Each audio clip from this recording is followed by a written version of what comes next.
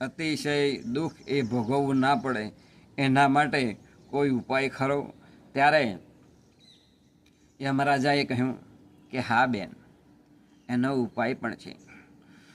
જો કોઈ ભાઈ બહેન યમ દ્વિતીયાના દિવસે એટલે કે ભાઈ બીજના દિવસે